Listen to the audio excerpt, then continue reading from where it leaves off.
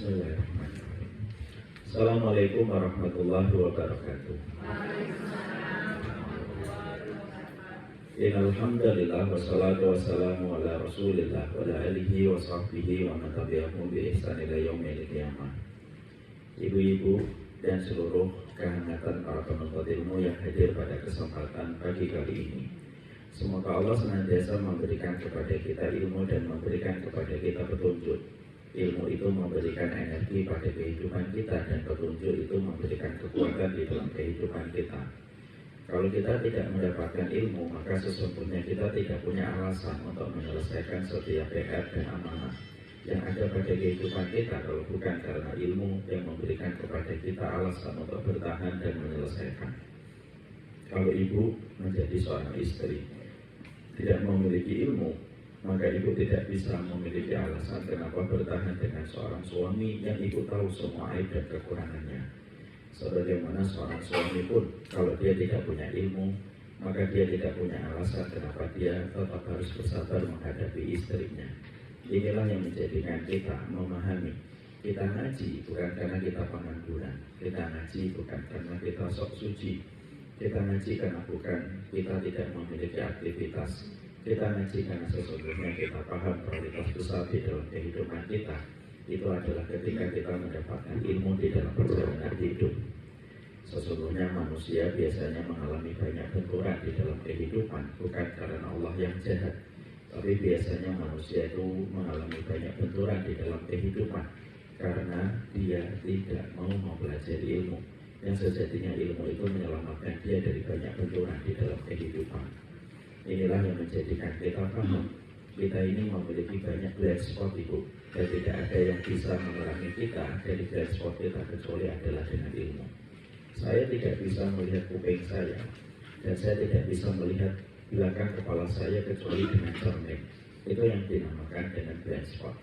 Kalaulah kita saja tidak bisa melihat kuping kita kecuali dengan bantuan cermin, maka kita pun banyak tidak bisa melihat apa yang akan terjadi di masa mendatang kecuali dengan ilmu. Inilah yang menjadikan kita harus paham, belajarlah, karena sesungguhnya belajar itu untuk menambah kekuatan dalam kehidupan kita. Ibu kalau belajar, ibu tahu bagaimana ibu mengelola harta yang dititipkan kepada ibu. Ibu kalau mendapatkan ilmu, ibu tahu apa yang harus dilakukan di waktu malam. Kalau ibu mendapatkan ilmu, ibu tahu apa yang harus dilakukan ketika anak kita terkadang tidak sesuai dengan harapan kita. Ilmu itu memberikan energi dalam kehidupan. Perempuan yang biasanya tidak sibuk dengan ilmu, mungkin akan sibuk dengan perasaannya dan sibuk dengan sensitivitasnya, dan mungkin akan sibuk dengan scrolling TikToknya. Dan laki-laki apabila dia tidak sibuk dengan ilmu, maka mungkin akan sibuk dengan hobinya dan logikanya, dan itu tidak ada ujungnya.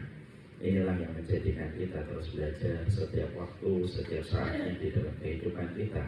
Karena surga identik dengan ilmu sebagaimana ikan identik dengan air. Kalau ada di antara teman-teman ibu yang nanti berkomentar, "Mbak, saya pusing deh melihatin kamu ngaji terus," maka ibu tidak usah marah. Ibu katakan dengan lembut kepadanya, "Saya lebih pusing melihatin kamu tidak pernah ngaji." Nah, sesungguhnya kamu bagaimana bisa mendapatkan kekuatan kalau kita tidak pernah ngaji? Inilah yang menjadikan kita memohon, semoga Allah memberikan kepada kita ilmu setiap waktu dan setiap saat. Amin. Insyaallah. Alhamdulillah, tentunya senantiasa kita menata kehidupan kita dengan hati kita, karena kita berjalan pada hati kita. Kita berjalan pada kehidupan bukan dengan kaki kita. Kaki kita itu hanya memindahkan dari satu tempat kepada tempat yang lain. Tapi kita berjalan pada kehidupan kita dengan hati kita. Dan hati kita itu memerlukan 3 komponen yang perlu kita berikan untuk menghadapi setiap perjalanan kehidupan kita. Sesungguhnya 3 perkara ini yang ada pada komponen hati kita tidak boleh ditinggal. Handphone boleh ketinggalan, dompet boleh ketinggalan, tapi 3 perkara ini tidak boleh ketinggalan di dalam perjalanan hidup kita.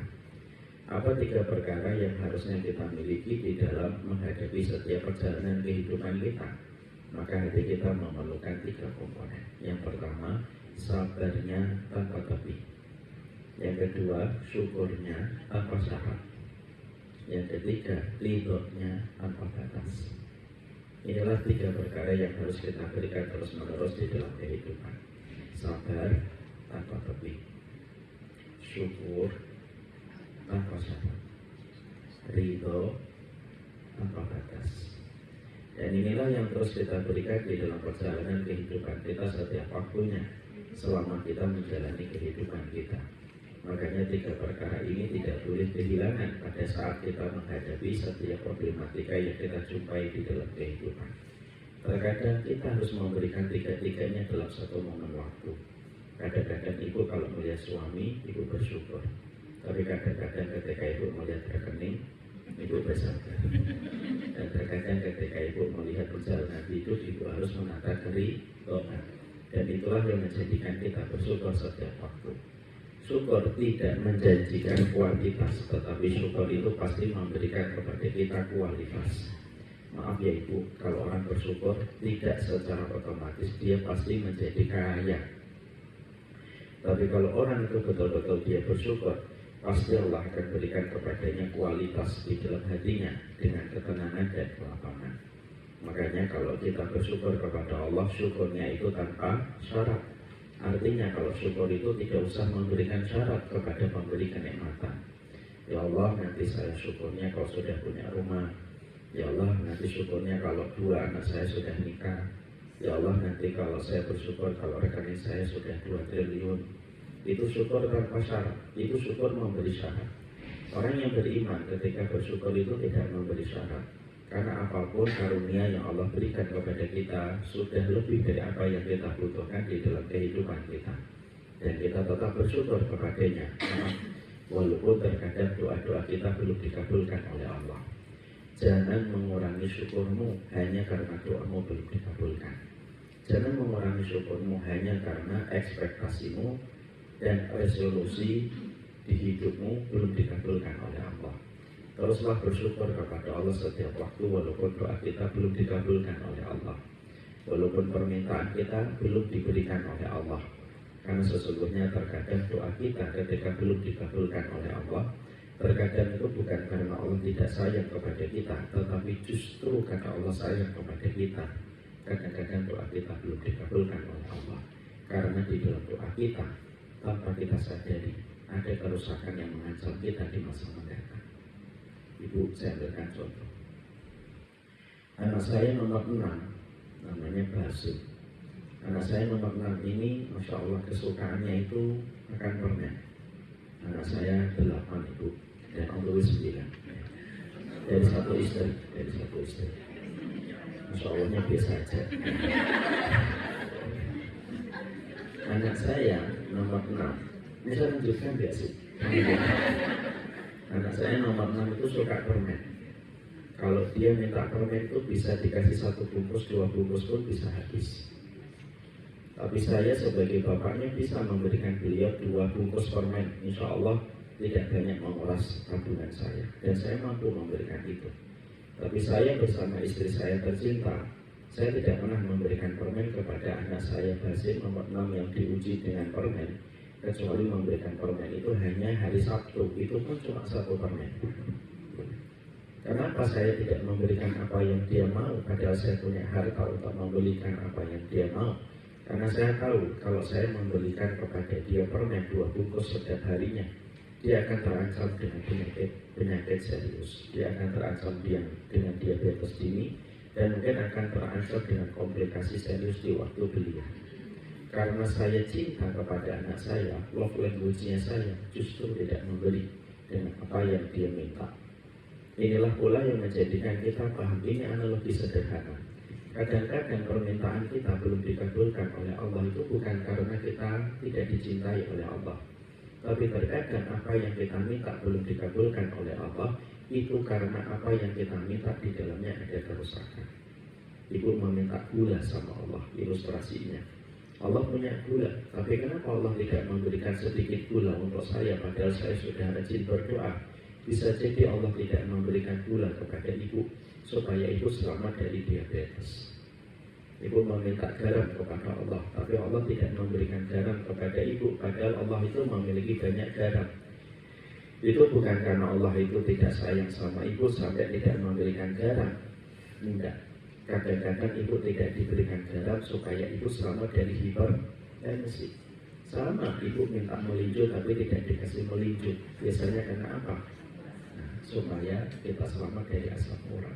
Biasanya yang menjawab dia penyakitnya asam urat.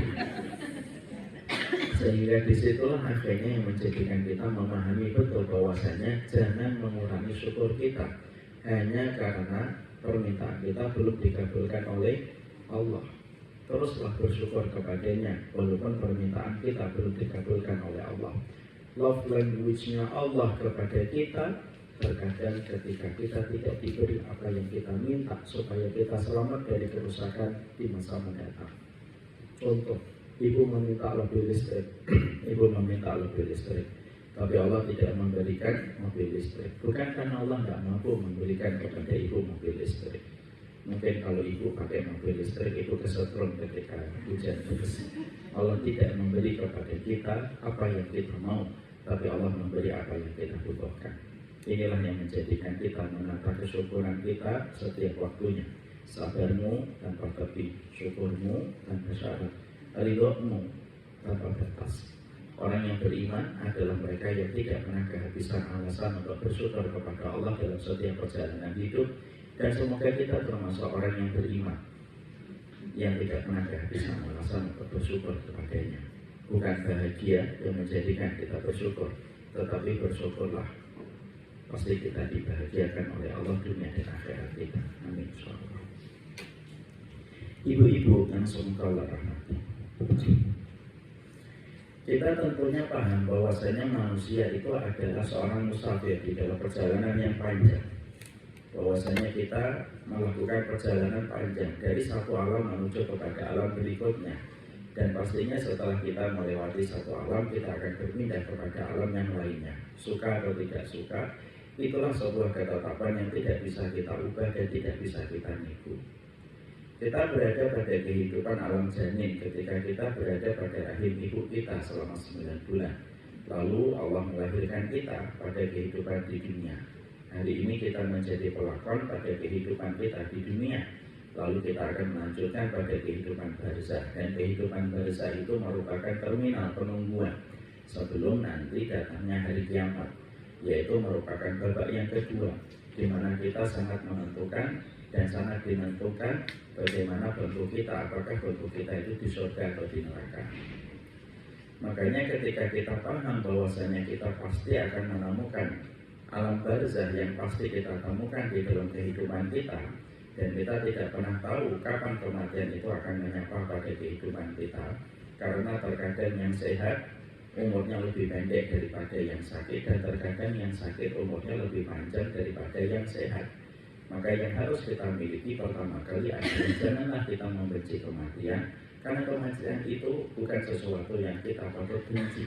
Karena kematian itu merupakan bagian dari sebuah kepastian di dalam kehidupan, dan itu pasti kita lewati, suka atau tidak suka. Maaf ya Bu, setan itu bukan hanya menggoda kita bagaimana kita melakukan tindakan dosa dari zina ataupun minum alkohol. Tapi setan itu bukan hanya itu yang dilakukan olehnya, tapi setan itu yang dilakukan olehnya itu kalau setan mendapati manusia sudah melewati usia 40 tahun ke atas, maka biasanya setan itu tidak lagi menggoda kita dengan zina.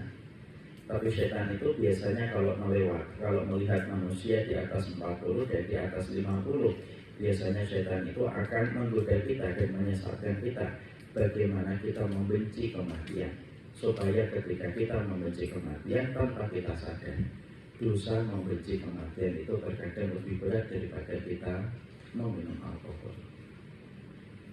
Nah inilah yang menjadikan kita harus paham, takut pada kematian boleh karena kita ingat pada dosa kita dan kemaksiatan kita.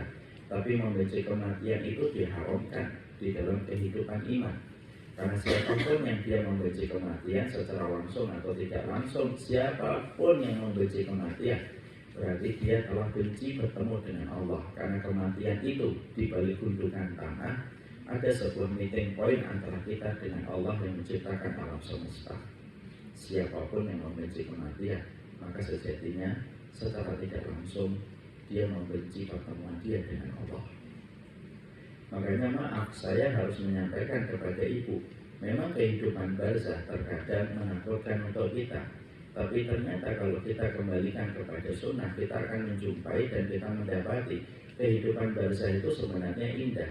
Cuma kita terkadang sering ditutupi keindahan dari kehidupan barzah dan kehidupan kubur oleh setan, sehingga terkadang kita membenci kematian tanpa kita sadari. Saya berikan sebuah analogi yang sederhana. Ibu tahu, dalam kehidupan kita, kalau boleh saya ilustrasikan, ada dua bayi di dalam rahim ibunya. Ada dua bayi kembar di dalam rahim ibunya. Saya ilustrasikan untuk menggambarkan bagaimana kita memandang kehidupan barzah nanti. Dua bayi ini ketika di dalam rahim ibunya, dua bayi ini ngobrol. Kamu tahu nggak ada kehidupan setelah kehidupan kita di tempat rahim ini? Bayi yang satunya berkata, emang ada? Ada. Namanya apa kehidupan kita setelah di tempat rahim ibu kita? Namanya dunia. Apa itu dunia? Bayi yang satunya bertanya kepada dunia itu tempat yang jauh lebih luas dan jauh lebih lapang daripada tempat kita di dalam rahim ini. Nanti kita akan ketemu dengan seorang ibu yang mencintai kita. Nanti kita akan ketemu dengan seorang wanita yang sangat mencintai kita, lebih daripada kita mencintai diri kita sendiri. Dan kita nanti memanggilnya dengan panggilan ibu. Rahim yang satunya berkata, janin yang satunya berkata, mosok? Iya. Kita nanti akan ketemu dengan seorang laki-laki yang mencintai ibu kita dan memberikan sandang, papan, dan pangan kepada ibu kita. Dan kita nanti akan memanggilnya dengan panggilan Bapak. Dan dia telah mengorbankan waktunya, umurnya, supaya mencukupi kebutuhan kita. Kalau kita nanti sudah berada di tempat yang bernama dunia. Dari yang satunya mengatakan, bukankah tempat itu menyeramkan? Ada pembunuhan, ada virus, ada bakteri, dan tempatnya terkadang dingin dan cuacanya tidak mampu dipastikan. Dari yang satunya berkata, memang betul. Tapi kita punya orang-orang yang nanti sangat mencintai kita dan mereka melindungi kita dalam kehidupan. Tapi kita harus ingat, kata beliau yang satunya, sebelum kita ketemu dengan dunia, nanti kita harus melewati sempitnya jalan keluar dengan resiko nyawa kita. Tapi kalau kita sudah ketemu di dunia, kita akan ketemu dengan lautan, samudera, waduk, danau, buah-buahan, air susu yang jauh lebih banyak daripada apa yang kita dapatkan di dalam rahim tempat ini selama 9 bulan. Makanya akhirnya para ulama mengatakan tidak ada bayi ketika sudah lahir ingin kembali kepada rahim ibunya. Makanya bayi ketika pertama kali lahir dia nangis. Sebagian riwayat mengatakan kenapa bayi itu nangis? Sebagian riwayat karena ditampar oleh setan. Kenapa bayi itu nangis? Karena sesungguhnya sebagian riwayat mengatakan karena dia sesungguhnya sempat khawatir, loh inikah dunia? Lalu ketika dia diletakkan di atas perut ibunya, dia merangkak, lalu dia mendapatkan air susu.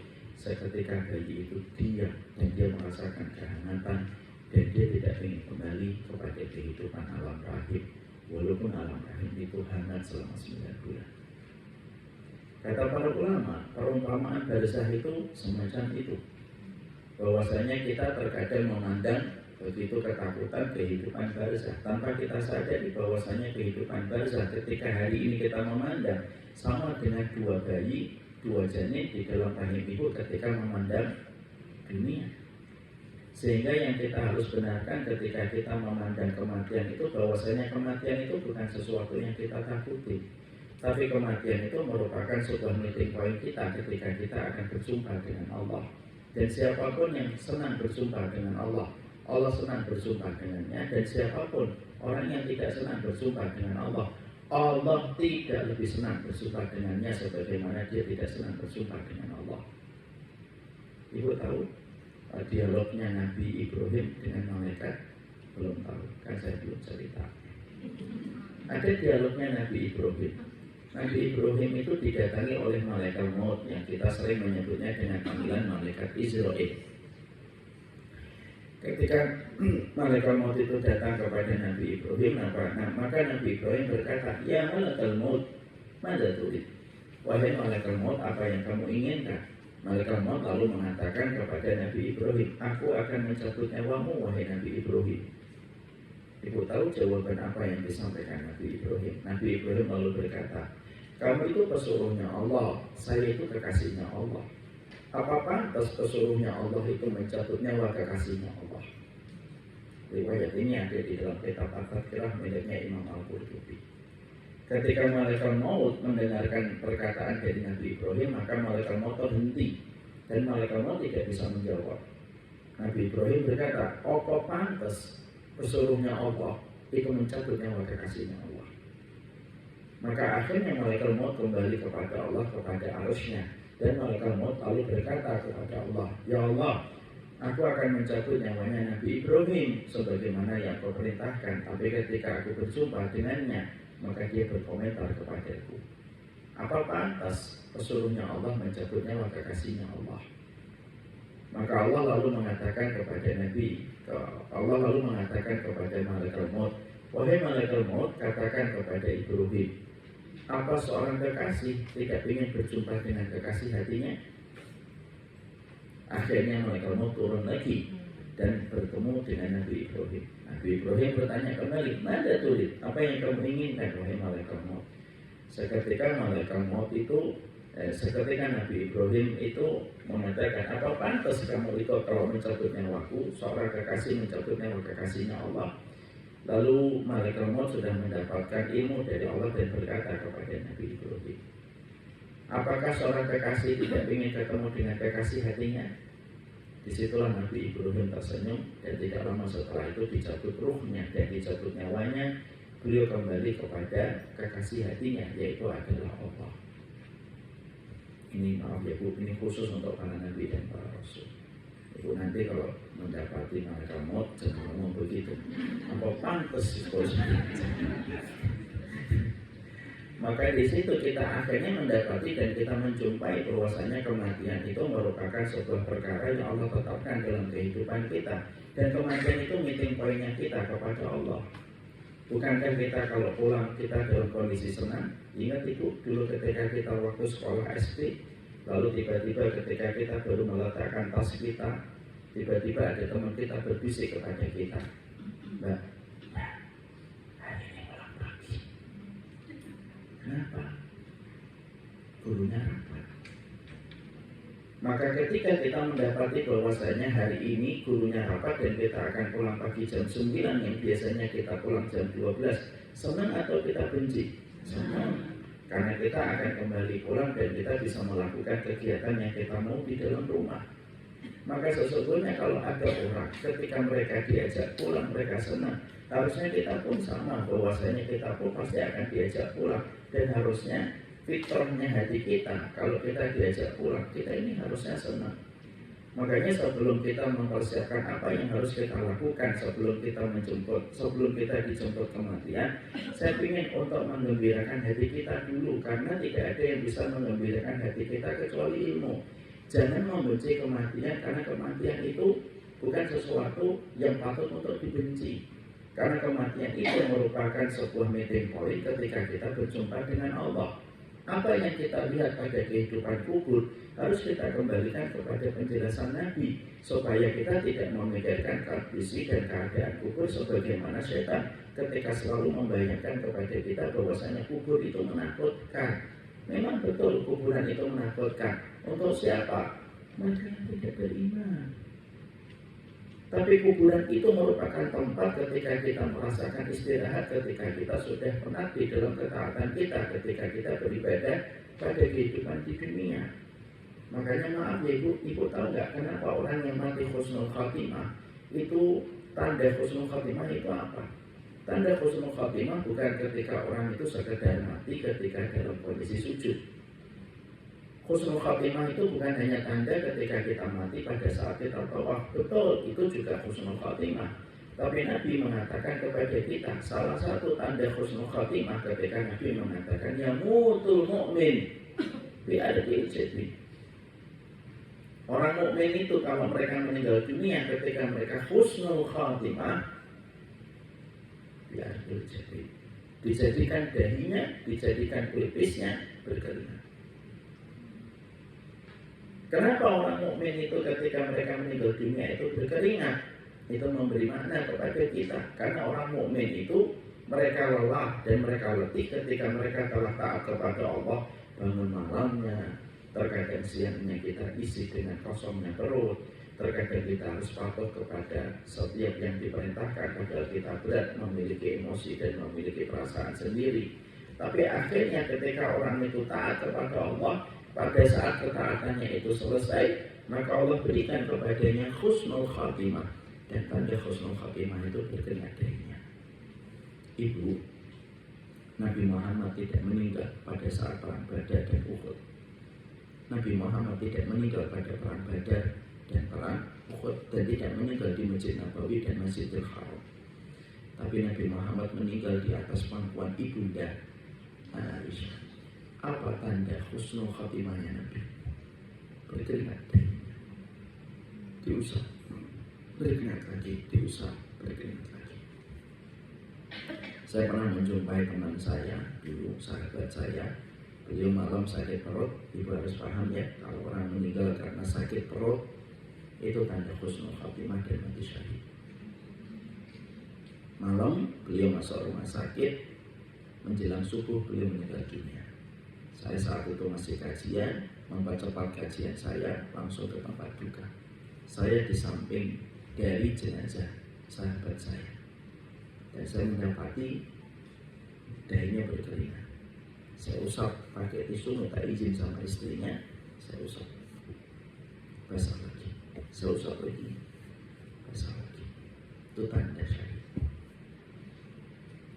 Itulah yang menjadikan kita akhirnya paham bahwasanya kematian itu merupakan perkara yang sifatnya mengistirahatkan kita dari beratnya dan penatnya perjalanan kita ketika kita berada pada kehidupan di dunia. Makanya maaf, kalau kita tidak ada kematian itu malah melelahkan.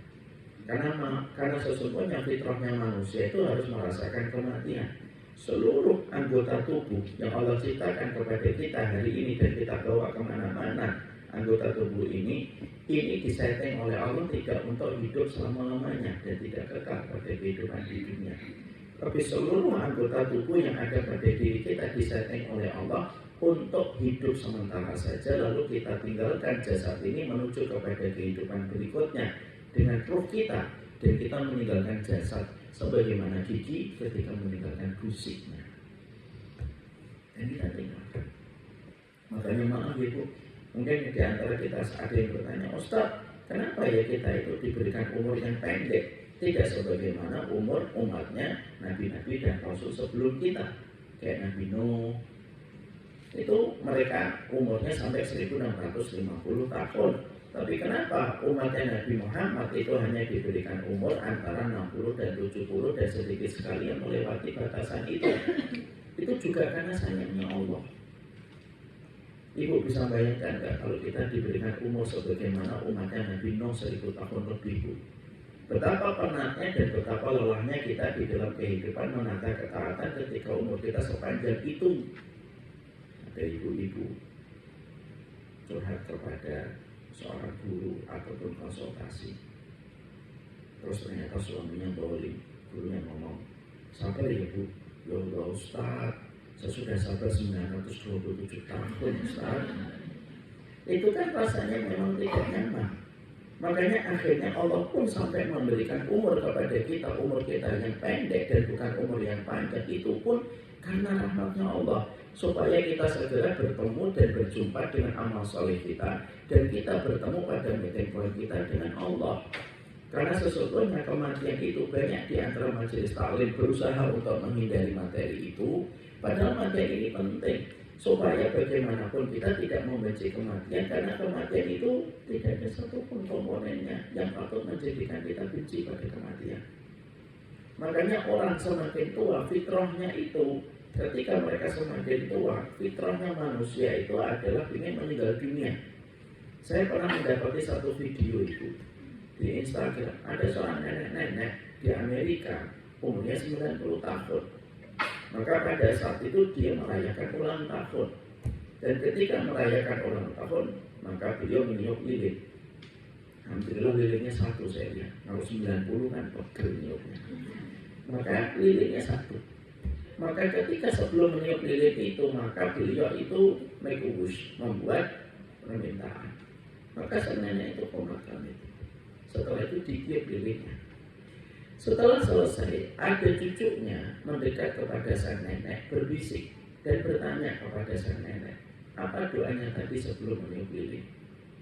Maka sang nenek melihat cucunya dan berkata, saya nenek ingin tahun depan tidak lagi merasakan ulang tahun. Artinya dia sudah lelah, dia ingin meninggal dunia. Saya pernah menjumpai ada satu video di YouTube, kalau ibu nanti lihat, ada seorang kakek-kakek di Klaten, umurnya itu kalau tidak salah 88 tahun kalau tidak salah.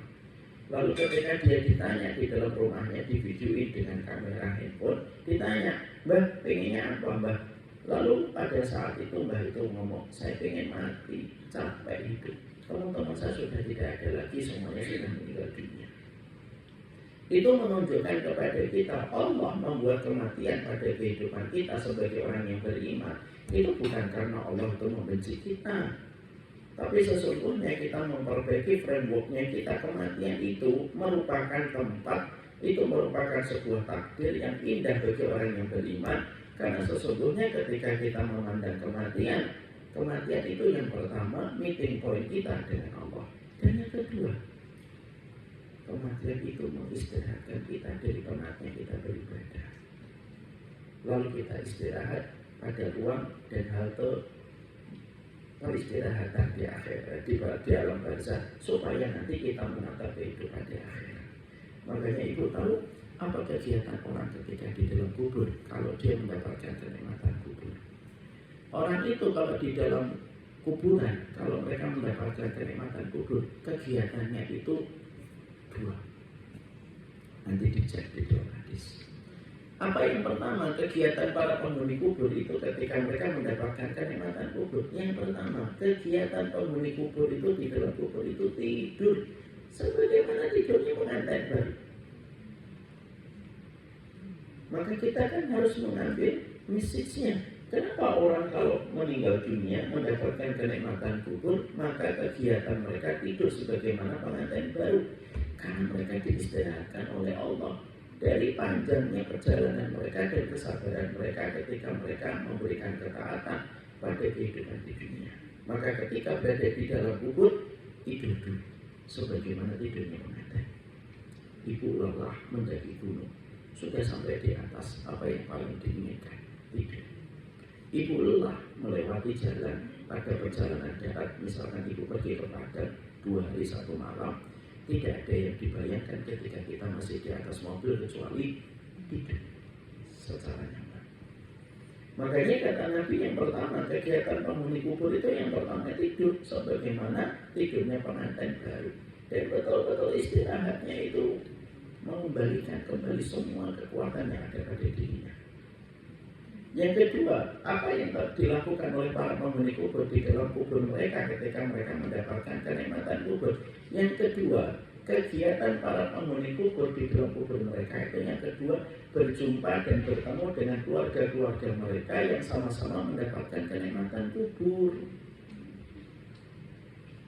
Makanya ketika seorang suami pisah dengan istrinya, ketika mereka salah satunya pergi dulu dalam kematian, lalu akhirnya nyusul, kalau sama-sama mendapatkan kenikmatan kubur itu berjumpa. Makanya peristiwa ketika Nabi dalam peristiwa Isra Mi'raj kita menjumpai dan kita mendapati Nabi berjumpa dengan ruhnya Nabi Musa, ruhnya Nabi Ibrahim, ruhnya Nabi Adam. Dan itu merupakan sebuah dalil bahwasanya pada kehidupan di kubur, di ruang peristirahatan, pada masa menunggu sebelum kiamat itu ditegakkan, nanti berjumpa dengan keluarga-keluarganya yang dulu telah mendahului mereka sampai akhirnya mereka berjumpa kembali di dalam kubur. Dan itulah yang disebut reuni kecil sebelum nanti reuni akbar pada kehidupan kelak di surga. Makanya maaf ya Bu, ada satu hadis bagus. Ada seorang perempuan namanya Ummu Basyah, putranya meninggal dunia dalam peperangan. Lalu dia datang kepada Nabi dan berkata, ya Rasulullah, saya gelisah. Kalau engkau tidak memberitahukan kepadaku di manakah tempatnya Basyah hari ini. Lalu Rasulullah itu mengatakan, Bashar berada di antara kenikmatan-kenikmatan kubur. Bashar lalu bertanya kembali, apakah dia berjumpa dengan keluarga-keluarganya yang lebih dulu meninggal dunia, yang sama-sama mendapatkan kenikmatan kubur? Seketika Rasulullah menjawab, iya. Bashar berjumpa dengan keluargamu yang telah lebih dulu mendahului dia dan sama-sama mendapatkan kenikmatan kubur. Mereka kumpul sebagaimana burung-burung sedang berkumpul di atas dahan. Kemudian tangannya Rasulullah menunjuk kepada sebuah pohon, di atas dahannya ada burung-burung, dan Rasulullah mengatakan mereka berkumpul sebagaimana kumpulnya burung-burung ini di atas dahan. Ibu tahu apa yang dilakukan Bashar? Setelah itu, setiap ada anggota keluarganya yang sakit berat dan sudah mulai mengarah kepada sakaratul maut, maka Bashar itu datang, dan Bashar itu berbisik ke telinga, nitip salam buat Bashar. Katakan kepadanya, saya ibunya merindukan dia, dan segera insya Allah setelah ini kita berjumpa kembali. Maka maaf ibu, kalau boleh sedikit cerita di luar tema. Saya punya dua kakak cerebral palsy. Yang satu sekarang umurnya 57 tahun, yang kedua umurnya harusnya 53 tahun. Beliau meninggal 4 tahun lalu pada saat COVID Delta. Hari Senin beliau positif terkena COVID. Hari Sabtu beliau sakaratul maut. Beliau kayak anak kecil. Walaupun umurnya pada saat meninggal dunia 49 tahun. Pakaian harus dipakai, mandi harus dimandiin, BAB ataupun istinja, BAB dan buang air itu harus diistinjai. Itulah kakak saya, dua-duanya. Yang perempuan ketika dalam kondisi menuju sakaratul maut, saya tahu bahwasanya kakak perempuan saya ini walaupun dalam kondisi cerebral palsy, fitrahnya sebagai seorang perempuan masih disisakan oleh Allah dalam batas yang masih minim. Dia suka anak kecil, dia suka dengan tas,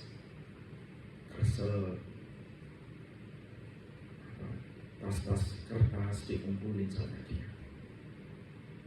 Fitrahnya sebagai perempuan masih disisakan oleh Allah. Kalau melihat anak kecil, dia suka sekali.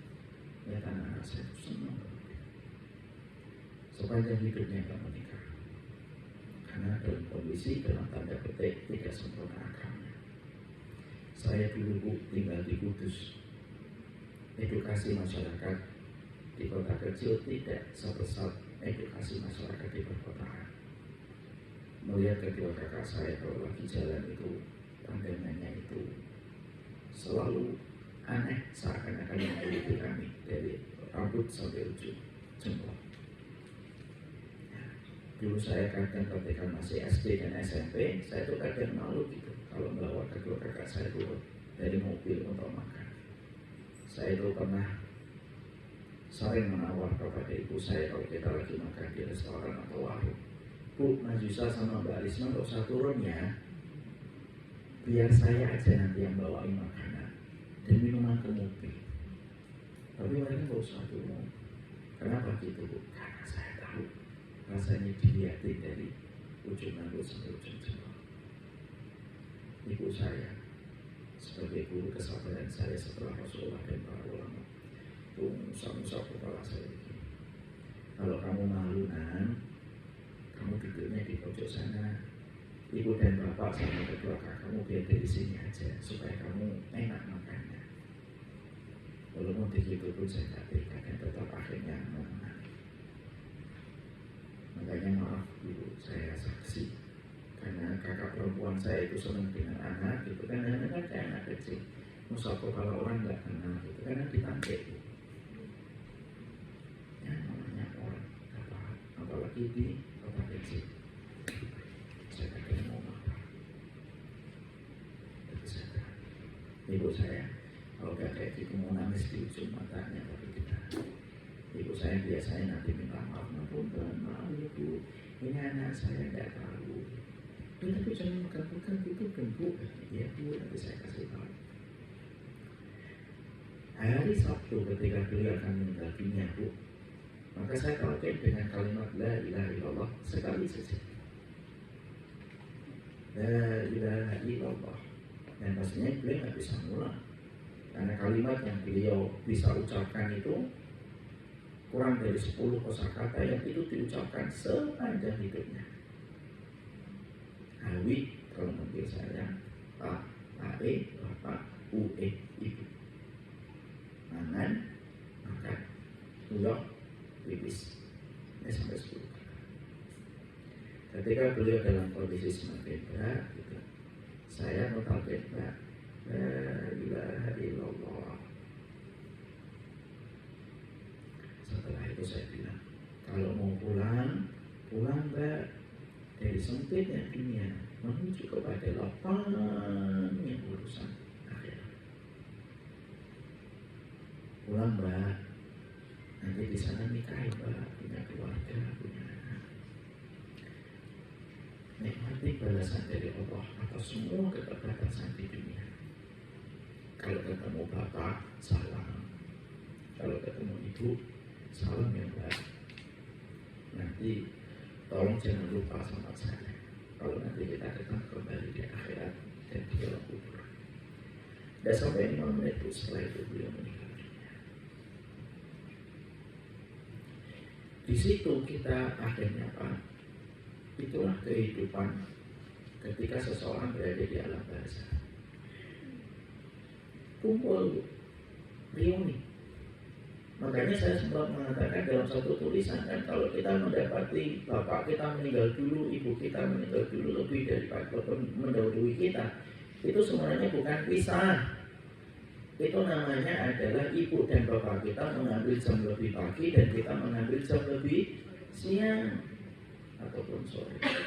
Tapi selama tujuan kita sama, yaitu menuju kepada kehidupan di akhirat, dan tujuan kita sama ketika dulu kita menjadi keluarga, maka sesungguhnya walaupun jam keberangkatan itu berbeda, pasti kita akan berjumpa di terminal yang sama selama kita memiliki terminal tujuan yang sama.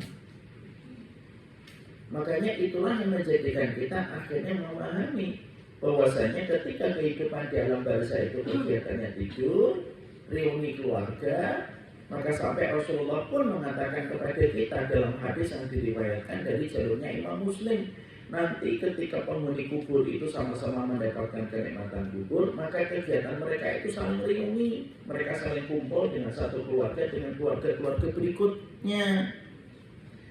Maka ketika itu kata Rasulullah, kalau ada satu keluarganya yang baru datang, keluarga-keluarga yang lama itu menyambut keluarga yang baru datang, kata Nabi, selama mendapatkan kenikmatan kubur.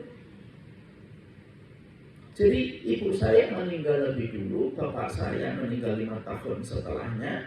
Ketika sama-sama mendapatkan kenikmatan kubur, ilustrasinya, maka ketika Mbak Tisma datang, bapak dan ibu menyambutnya. Kata Rasulullah, ruh-ruh yang telah lama yang meninggal dunia itu ketika mereka kedatangan dengan ruh keluarga mereka yang baru saja datang, maka ruh-ruh yang lama nanti akan tanya tentang keluarga-keluarga, kabar-kabar mereka yang mereka terputus semenjak mereka meninggal dunia. Makanya ketika kakak saya pulang dan sama-sama mendapatkan kenikmatan kubur, amin gitu, maka sesungguhnya bapak ibu saya nanti akan update gimana kabarnya Mita, anaknya berapa sekarang. Itu mereka update dari ruh yang baru datang kata Rasulullah. Setelah itu mereka nanya kabarnya fulan gimana, kabarnya fulan gimana, kabarnya fulan gimana. Maka yang baru datang menjawab kabarnya fulan begini, kabarnya fulan sekarang begini, kabarnya fulan sekarang begini, kata Nabi. Sampai pada satu pertanyaan, kata Rasulullah, gimana kabarnya fulan? Ada orang lain lagi yang ditanya. Yang ditanya lalu terdiam dan berkata, loh, fulan yang kalian tanyakan itu meninggal sebelum saya.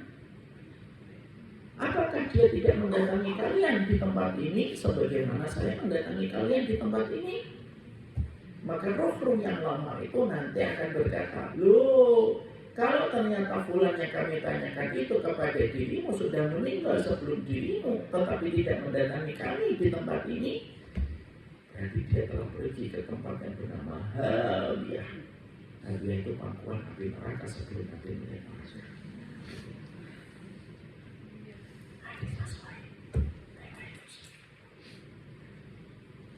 Jadi ternyata di situ kita akan bersumpah. Makanya kalau kita benci kematian itu yang rugi kita. Ini saya sampaikan dulu supaya kita itu belajar untuk merilis bagaimana cara kita memandang kematian. Kita boleh takut kematian, tapi benci kematian itu tidak boleh. Makanya saya teringat kepada satu riwayat yang pernah terjadi pada kehidupan ketika ada seorang wanita tanya kepada ibunda Aisyah. Ada seorang wanita tangannya kesakitan. Dia tanya kepada ibunda Aisyah setelah Rasulullah meninggal dunia, wahai ibunda Aisyah, tanganku sakit. Tadi malam saya mimpi. Setelah bangun dari mimpi, tangan saya kesakitan. Lalu pada saat itu ibunda Aisyah tanya, apa mimpimu sampai ketika kamu bangun dari mimpimu, tangan kamu kesakitan? Maka kata wanita itu, sebelum aku menceritakan mimpiku, aku ceritakan tentang perihal kedua orang tuaku dulu. Karena mimpiku berkaitan tentang perihal kedua orang tuaku. Kata wanita itu kepada ibunda Aisyah. Wanita itu mengatakan, aku punya kedua orang tua. Bapakku dan ibuku memiliki sifat yang bertolak belakang. Bapakku adalah orang yang sangat dermawan. Tidaklah dia melihat satu kesempatan kecuali beliau infak. Tidaklah beliau melihat satu kesempatan beliau berinfak. Tidaklah beliau melihat satu kesempatan beliau bersedekah, berderma terus menerus. Sampai akhirnya beliau meninggal dunia. Lalu aku punya ibuku memiliki sifat yang bertolak belakang dengan bapakku. Ibuku itu pelit sekali dan aku tidak pernah menjumpai ibuku itu berderma dan bersedekah kecuali hanya 2 kali saja sepanjang aku menemani ibuku. Lalu pada 2 kali ketika dia itu berderma, yang pertama ketika ada fakir miskin mengetuk pintu rumah. Lalu ibuku membukakan pintu. Lalu fakir miskin itu minta makanan. Bapakku baru saja menyembelih sapi dibagikan ke fakir miskin. Tapi ada fakir miskin yang datang ke rumah kami. Saat itu bapak meninggalkan beberapa daging untuk memenuhi kebutuhan kami beberapa hari. Di samping daging tersebut ada gaji. Maka ibuku mengambil gaji dan memberikan kepada fakir miskin. Tahu gaji itu lemak. Diberikan kepada fakir miskin. Itulah pengalaman pertama aku melihat ibuku berderma. Beberapa hari kemudian, aku mendapati ibuku. Tiba-tiba di dalam rumah, kami kedatangan kembali dengan fakir miskin. Mengetuk pintu.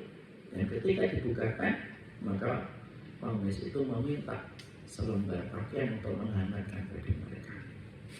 Ibu masuk ke rumah, lalu memasuki dapur. Di dapur ada 2 lembar kain lap yang ada di dapur.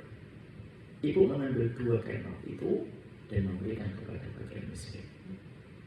Dan itulah 2 kali aku menyaksikan ibuku berderma.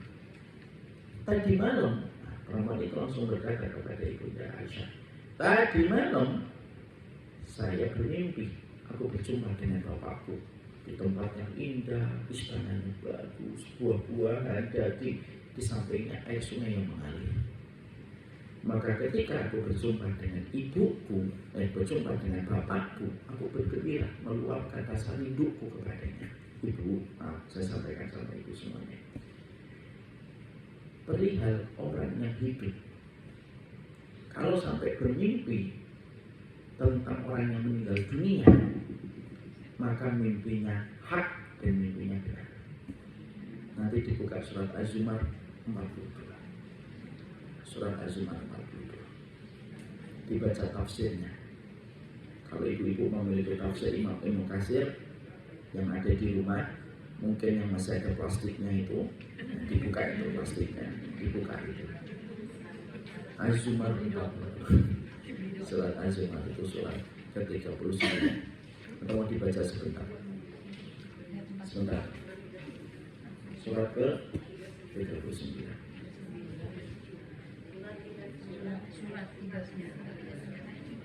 Ayat 40. Dibaca itu yang sudah ketemu. Artinya aja.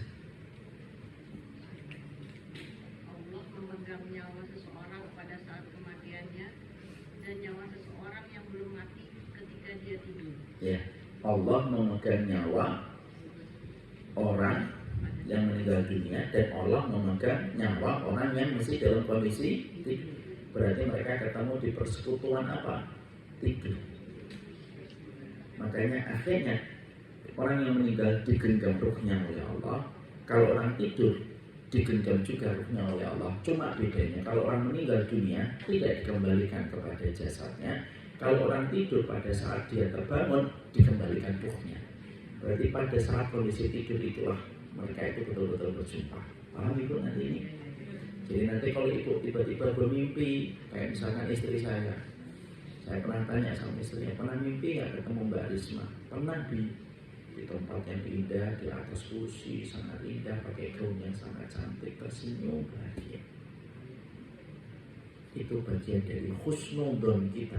Itu sebagaimana di dalam ayat ini. Paham ibu? Kita kembali ke tadi. Maka perempuan tadi ketemu dengan bapaknya di dalam mimpi. Dan perempuan itu bertanya kepada bapaknya, apa yang Allah berikan kepadamu wahai bapakku? Maka seketika bapakku mengatakan di dalam mimpi tadi malam, lihatlah apa yang Allah berikan kepadaku untuk membalas setiap apa yang telah aku lakukan dan apa yang aku kerjakan. Ini adalah istanaku, ini adalah makananku, ini adalah air sungaiku. Dan begitu gembiranya aku ketika meluapkan rasa rinduku kepada sang Bapa. Pada saat ketika sedang meluapkan rasa rinduku, senang sekali berjumpa setelah sekian lama aku dipisahkan dengan wafatnya Bapakku. Pada saat itulah tiba-tiba aku penasaran, loh, aku tidak menjumpai ibuku. Maka pada saat itulah aku lalu mengatakan kepada Bapakku, ibu mana Pak? Pada saat ketika aku bertanya tentang ibuku, Bapak seketika terdiam dan sempat agak kaget. Lalu bapakku bertanya, loh ibumu sudah meninggal dunia? Sudah. Tidak lama setelah bapak meninggal dunia, lalu akhirnya ibu itu meninggal dunia. Lalu sang bapak mengatakan kepadaku tadi malam dalam mimpi tersebut, kalau ibumu meninggal dunia, tidak berkumpul di tempat di sini, tidak berkumpul di tempat ini, kamu susuri jalan ke sebelah kiri, kamu susurin terus. Nanti kamu akan ketemu dengan kerumunan-kerumunan orang yang ada di sebelah kiri dari aliran sungai ini. Mungkin disitulah ibumu ditempatkan oleh Allah. Wanita itu lalu berkata, ketika bapakku memberitahu tempat yang berbeda dengan ibuku, seketika aku penasaran. Tapi aku tidak mau bertanya kenapa ibu berbeda tempatnya dengan bapak. Karena rasa rinduku kepada bapak sudah terobati, maka seketika aku meminta izin kepada bapakku. Aku susuri aliran sungai sebelah kiri ya Pak. Aku ingin ketemu dengan ibuku. Lalu bapakku mengatakan, iya pergilah ke sana, tetapi aku tidak bisa menemanimu. Akhirnya perempuan itu susuri itu aliran sungai di sebelah kiri tersebut. Ketika menyusuri aliran sungai di sebelah kiri itu sampai beliau melihat sosok hitam. Semakin dekat sosok hitam itu semakin beliau sadar ini adalah ibuku. Dari gesturnya itu kelihatan. Dan ketika semakin dekat aku kaget. Tidak ada yang menutupi aurat ibuku kecuali 2 lembar kain. Dan aku ingat sekali kain itu. Itulah kain lap yang diambil dari dapur ketika memberikan kepada fakir miskin yang mengetuk pintu rumah kami. Dan ketika aku semakin dekat lagi, aku mendapati ibuku itu meremas-remas lemak ataupun gaji yang pernah dia berikan kepada fakir miskin ketika mengetuk pintu rumah kami. Maka dia remas-remas itu gajinya. Dan setiap keluar tetesan air, seketika ibuku mencucuk airnya. Dan aku langsung berkata, ibu, apa apa yang Allah berikan kepadamu? Allah memberikan kepadaku sesuai dengan apa yang aku kerjakan. Nah, kamu ingat kain ini? Inilah kain yang aku dapatkan untuk aku pakai dalam kehidupan di sini. Kamu ingat gaji ini? Inilah gaji yang pernah aku berikan kepada fakir miskin ketika mengetuk pintu rumah kami. Dan aku mendapati ibuku dalam kondisi kepayahan. Lalu ibuku mengucuk kembali tangannya dan berkata, Action! Action! Saya haus. Maka aku seketika mengatakan kepada ibuku di dalam mimpi tadi malam, Bu, itu ada aliran sungai. Ambillah itu aliran sungai yang datang dari jalurnya Bapak. Bapak ada di sana. Ini aliran sungainya. Allah berikan kepada Bapak suamimu. Tapi saat itu ibuku lalu menjawab, Innallaha harramaha alayya. Aliran sungai itu diharamkan oleh Allah untuk saya. Aliran sungai itu diharamkan untuk saya. Maka saya akhirnya bersikeras untuk mengambil air tersebut. Dan ketika saya akan mengambilkan air tersebut, tiba-tiba saya mendengar satu suara.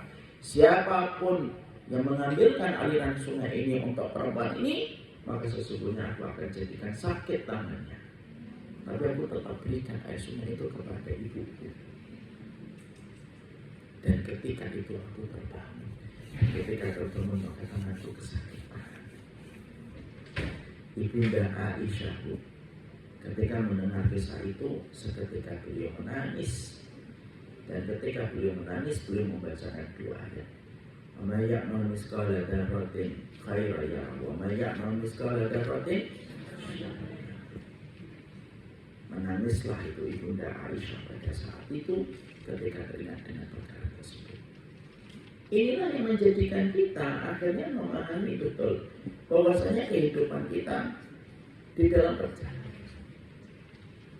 Makanya kehidupan kita di dalam perjalanan kita ini, maka sesungguhnya kematian itu merupakan sebuah perkara yang memberikan kepada kita sebuah insight yang indah bagi siapapun yang mau untuk merenungkan kembali tentang kematian. Karena bagaimanapun kita hari ini sudah dekat dengan kematian. Ibu, kalau kita sudah melewati 40 tahun itu berarti ketukan kematian itu sudah diperdengarkan untuk kita.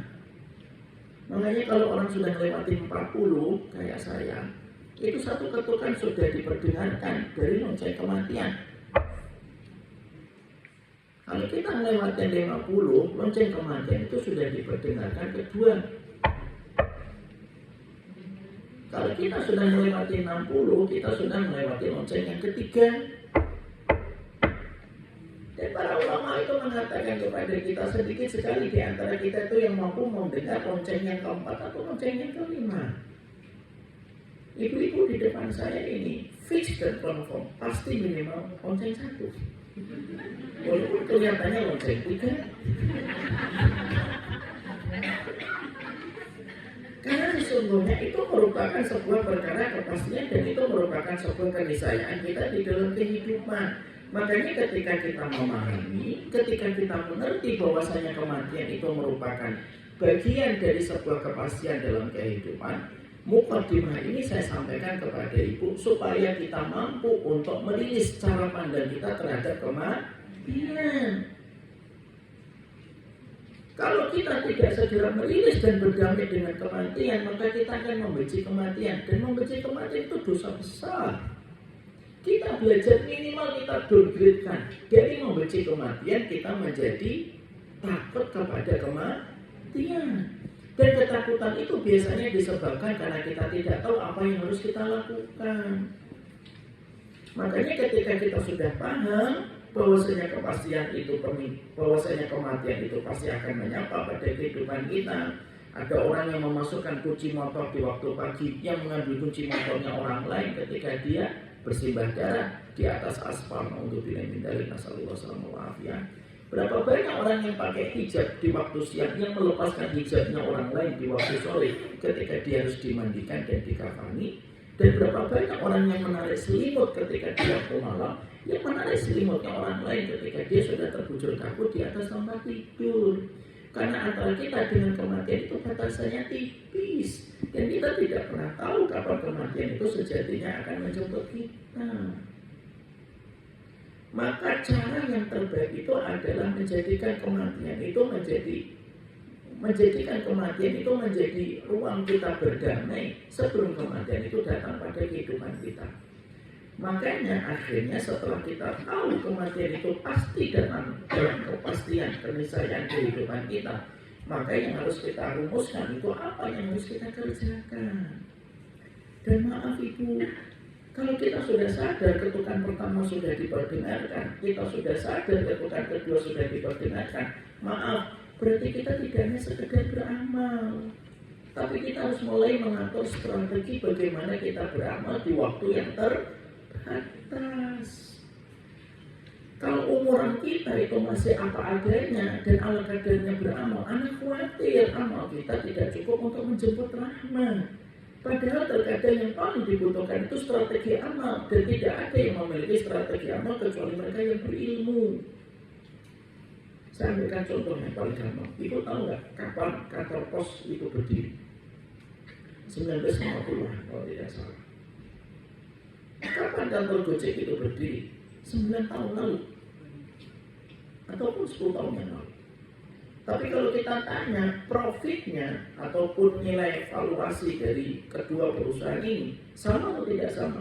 Jauh. Kantor pos mungkin kalau divaluasi tanpa aset mungkin tidak sampai mencapai 1 triliun profitnya. Tapi kalau Gojek, walaupun baru 10 tahun, mungkin valuasinya sudah mencapai puluhan triliun kalau divaluasi dan akan dijual. Kenapa yang 10 tahun bisa mencapai valuasi dengan puluhan triliun? Kenapa kantor pos yang sudah 70 tahun, hampir seusia tua bangsa kita, valuasinya tidak sampai 1 triliun? Itu dibedakan dengan strategi. Makanya ketika umur kita sudah tidak lagi muda, dan umur yang kita tinggalkan tidak sepanjang mungkin umur yang tersisa untuk kita di masa mendatang, maka yang kita lakukan persiapan. Betul kita persiapan, tapi persiapan itu butuh strategi. Karena kita tidak hanya butuh ala kadarnya dan apa adanya di dalam kita beramal. Karena kita harus paham Bu, tidak setiap amalan itu memiliki kedudukan yang sama di sisi Allah. Ada amalan yang Allah cintai, ada amalan yang Allah sukai, ada amalan yang Allah favoritkan. Dan di tengah usia kita yang tidak lagi panjang, fokus pada amalan-amalan yang memiliki nilai strategis antara kita di hadapan Allah, supaya ketika kita mampu melakukan amalan itu, kita secara cepat mendapatkan rahmat sebelum kita berdoa. Ibu, saya tanya, contoh yang sederhana, Ibu tahu nggak di dalam Al-Quran ada 114 surah? Apakah setiap surat memiliki kedudukan yang sama di sisi Allah? Tidak. Surat Al-Baqarah lebih utama daripada surat Al-Maidah. Surat Ali Imran lebih utama daripada surat Al-An'am. Surat Al-Ikhlas lebih utama daripada surat An-Naba. Makanya Nabi dalam setiap surah membacanya apa? Al-Ikhlas. Surah Fajar, Nabi itu membaca Al-Ikhlas. Makanya maaf ya Bu, kalau Ibu surah Fajar Qobliyah, tidak usah membaca An-Naba. Pertama Ibu tidak hafal. Yang kedua Nabi tidak pernah membaca itu. Artinya setiap surah saja memiliki kedudukan yang berbeda-beda. Sama Bu, sama pula dengan kita. Amal ibadah pun sama, tidak semua amal ibadah itu sama. Kalau umur kita dan sisa kehidupan ini tidak terlalu panjang dan kita masih apa adanya dan ala kadarnya ketika kita beramal, kita khawatir kita tidak mendapatkan valuasi pahala kita untuk menjemput rahmat. Makanya ada satu doa yang sangat indah dari baginda Nabi. Saya akan tanya sama Ibu, apal atau tidak apal, karena saya khawatir jawabannya mengecewakan saya. Tapi ada satu doa yang bagus banget tuh. Dan doa ini saya ngasih tiap hari.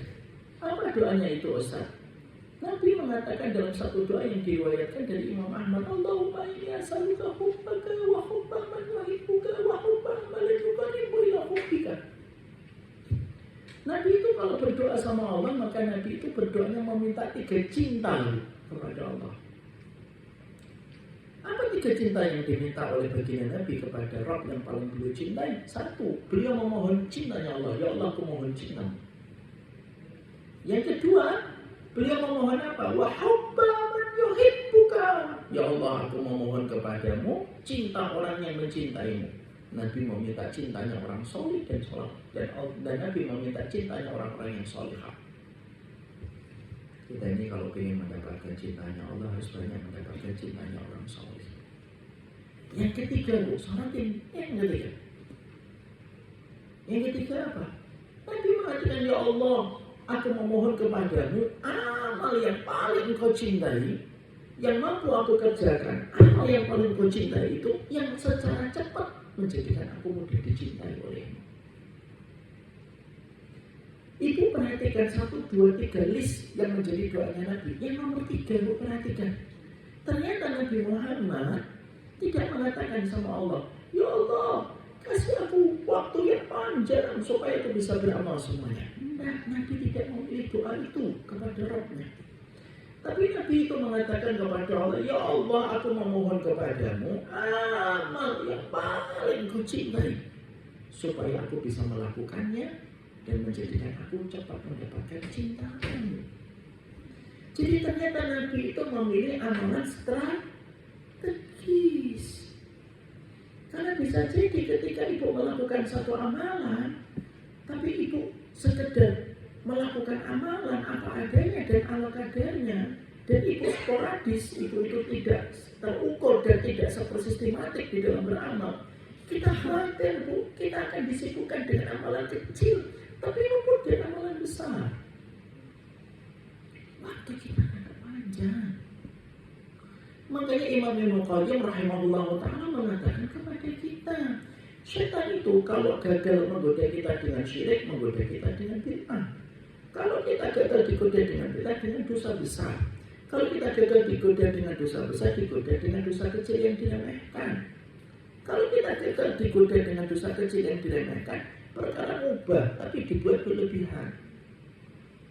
Kalau kita gagal, setan akan membiarkan kita untuk melakukan amalan kecil, sibuk melakukan amalan kecil, supaya kita luput dan terlewatkan melakukan amalan yang besar di sisi Allah. Dan itu berbahaya, Bu. Kenapa? Sekali lagi, umur kita sebagai persiapan kematian tidak lagi panjang. Makanya sama, kalau mengatur bisnis supaya mencapai valuasi yang tinggi harus ada strategi. Maka sama, keinginan kita untuk mendapatkan rahmatnya Allah supaya memantaskan kita mendapatkan surga itu diatur dengan strategi. Karena ini merupakan sebuah persiapan kita menuju kematian. Karena tidak setiap amal itu memiliki kedudukan yang sama, Bu, di sisi Allah. Saya berikan analogi yang sederhana.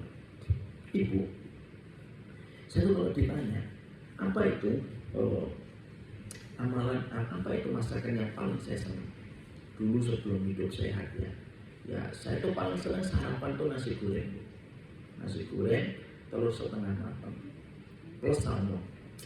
Soalnya itu enak banget ya, itu kesukaan saya, itu favoritnya saya. Saya, Bu, misalkan satu hari pulang dari masjid, sholat subuh, pulang ke rumah, buka pintu cekat, mencium bau kacang. Saya masak, saya nanya dong sama istri saya, masak apa, Bu? Masak pecel, Bi. Pecel saya suka, tapi bukan favorit saya.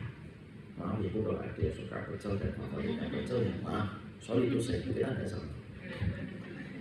Ketika saya makan pecel itu, kira-kira lahap banget atau lahap biasa? Lahap biasa. Istri saya nanya, nambah, Bi? Enggak, sudah cukup. Dan ketika selesai, mungkin ekspresi terima kasih saya kepada istri standar. Jazakallah khair ya, Bu, kalau naik ke atas ke persiapan aktivitas. Hari berikutnya, Bu, saya pulang dari masjid. Ketika pulang dari masjid, saya mencium bau lontong. Saya nanya sama istri saya, sarapan apa, Bu? Lontong sayur, Bi. Lontong sayur saya suka, tapi bukan favorit saya. Sekali lagi maaf ya, Bu, yang suka dengan lontong sayur. Maka akhirnya saya makan, tapi ekspresi saya biasa. Ketika disuruh nambah, saya biasa nggak mau. Dan ketika terima kasihnya pun standar. Thanks ya, gitu. Tapi Bu maaf, hari yang ketiga Bu, pulang dari masjid, buka pintu. Saya mencium bau bawang merah dan bawang putih beradu di atas wajah. Tercium menusuk di hidung saya. Kira-kira mata saya berbinar atau tidak berbinar? Berbinar. Saya basa-basi nanya sama istri saya. Masa apa Bu? Nasi goreng. Nasi goreng apa? Salmon. Masya Allah. Kira-kira ekspresi saya senang atau tidak senang? Senang. Ketika makan lahap atau tidak lahap? Lahap. Bahkan ketika istri saya nanya, nambah Bi? Sebelum dia nanya itu saya sudah nambah 4 kali. Dan ketika sudah selesai, kira-kira saya ekspresi terima kasihnya kepada istri saya itu biasa atau istimewa? Istimewa. Saya akan ngomong, terima kasih oleh semesta memilihku. Yang wiwi, semoga dia boleh. Kenapa saya sampai nambah? Kenapa makannya begitu lahap? Kenapa ekspresi saya terima kasih kepada istri saya itu sangat istimewa? Karena yang dimasakkan makanan favorit. Sama dengan ibu kalau sedang masakan favorit untuk suaminya, pasti ekspresi suaminya senang atau tidak senang? Senang Bu, makanya maaf Ibu, kalau suami sarapan temenin Bu. Laki-laki itu love language-nya itu act of service. Jangan sampai ada seorang suami pergi ke kantor, di bawah dia nanya, Ma, mana sarapanku? Itu yang kresek merah itu. Yang karetnya 4. Yang karetnya 6, miliknya aku ya, jangan dibuka. Jangan gitu ya. Laki-laki itu paling senang act of service kalau makan sarapan temenin. Kita kembali ke topik. Kenapa saya lebih senang ketika dimasakkan nasi goreng dan ekspresi saya terima kasih itu menjadi berbeda? Karena itu makanan favorit saya. Itu analogi Bu. Paham analogi ini Bu? Dengan apa yang tadi saya sampaikan, jangan sampai salah Bu. Pelan-pelan nggak paham nanti. Tadi kasihannya apa? Nggak tahu nasi goreng salah. Saya begitu. Artinya itu analogi Bu. Amal soleh pun sama. Amal soleh itu ada yang dicintai oleh Allah, ada yang Allah biasa memandangnya, ada amal soleh yang sangat difavoritkan oleh Allah. Makanya akhirnya kita memohon kepada Allah supaya kita diberikan oleh Allah itu amalan apa yang masih bisa kita lakukan, persiapan kita menuju kepada kematian, ketika waktu yang terbentang di depan bisa jadi lebih pendek daripada waktu yang sudah kita lewati. Itulah yang menjadikan saya ingin menyampaikan kepada Ibu pada kesempatan hari ini, beramal itu tidak boleh sporadis. Beramal itu harus terukur, tersistematik. Karena apa? Kalau kita berbisnis saja kita sporadis dan tidak terukur, pasti kita akan buntung dan pasti kita akan rugi. Jual es di waktu hujan dan jual medan ronde ketika musim panas tidak memberikan kamu dividen dan profit yang cukup. Sama pula kita ini menuju kepada Allah. Maka inilah yang menjadikan kita akhirnya memahami apa perkara-perkara yang harus kita maksimalkan. Kita sudah belajar untuk merilis cara pandang kita terhadap kematian. Kematian tidak lagi sesuatu momok yang menakutkan yang kita membencinya. Walaupun kita masih bergelut dengan rasa khawatir ketika kita takut dengan dosa kita dan kemaksiatan kita, tapi kita setidaknya sudah rilis tentang kematian. Setelah kita rilis dengan kematian, langkah berikutnya apa amalan yang bisa kita maksimalkan? Dan amalan itulah yang disebut dengan amalan-amalan favorit sebelum seseorang berpulang kepada Allah. Dan itu ada sekitar 30 amal Bu. Dan hari ini kita tidak mungkin membahas semuanya. Apalagi sekarang sudah setengah 12. Ya, kok tidak bisa itu nanti kapan-kapan satu waktu kita saya sampaikan poinnya aja. Yang pertama ridho terhadap takdir yang telah kita lewati. Ridho terhadap takdir yang kita lewati. Yang kedua, memaafkan. Memaafkan. semua orang yang pernah melukai dan kita dilukai olehnya.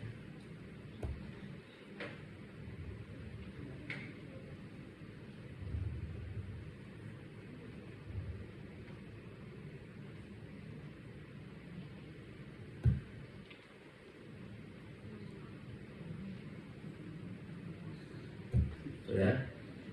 Yang ketiga adalah memastikan anak dan keturunan kita solih dan solihah sebelum kita berpulang menuju ke kampung halaman. Memastikan anak-anak kita solih dan solihah.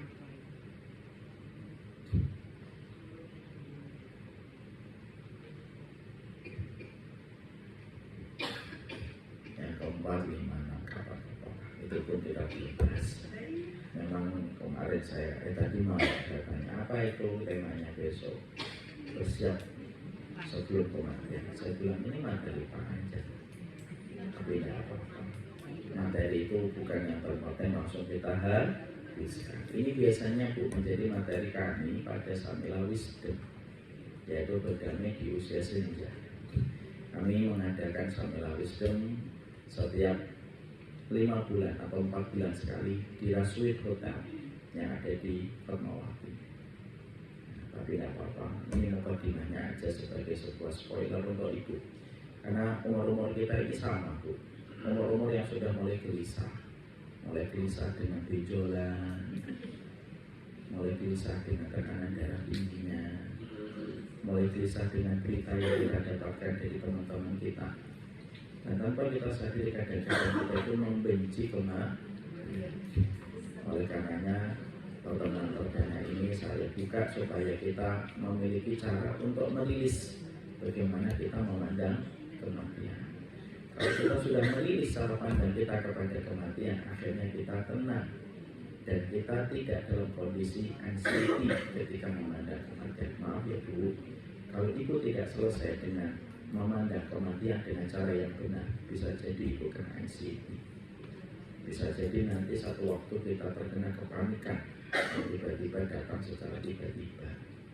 Kita harus berdamai dengan apa yang akan kita datangi. Ibu harus ingat kaidahnya, al-insanu aduwwun ma jahilah. Biasanya manusia itu memusuhi apa yang dia tidak ketahui. Dan biasanya kita memusuhi kematiannya karena kita tidak tahu apa yang harus kita mengerti tentang kematian.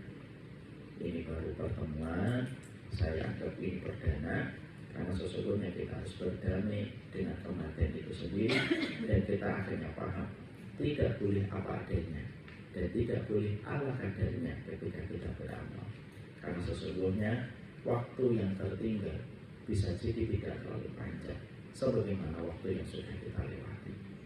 Allah terkadang tidak melihat waktunya, tapi Allah melihat kesungguhan kita mengatur strategi di waktu yang terbatas. Mari kita mengambil perenungan, kenapa Gojek valuasinya sampai puluhan triliun dan kenapa kantor pos valuasinya tidak sampai 1 triliun. Itu dibedakan dengan strategi bisnis yang dimiliki sama mereka berdua. Inilah yang saya sampaikan di dalam pertemuan hari ini. Tidak terasa sudah 1,5 jam. Karena di sini sudah 11:30. Mari kita buka dengan tanya jawab kalau memang ada. Kalau tidak ada jangan diada-adakan. Mengada-adakan pertanyaan itu tidak. Masya Allah, materinya luar biasa Ibu. Karena pesertanya banyak, mungkin boleh berapa pertanyaan Ustaz? 5 pertanyaan, 4 pertanyaan. Oke. Ibu itu dulu ya. Silakan Ibu sebutkan nama dan dari sekolah mana.